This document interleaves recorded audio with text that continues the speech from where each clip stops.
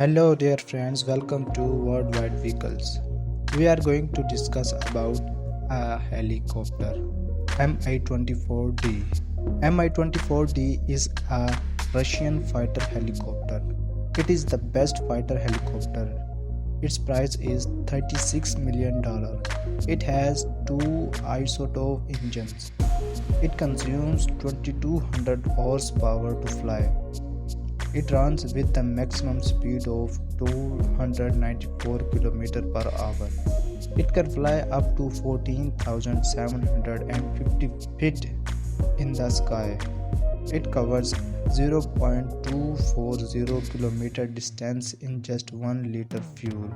It can fly with a maximum weight of 12,000 kilograms, but maximum payload on this helicopter is 3,500 kg.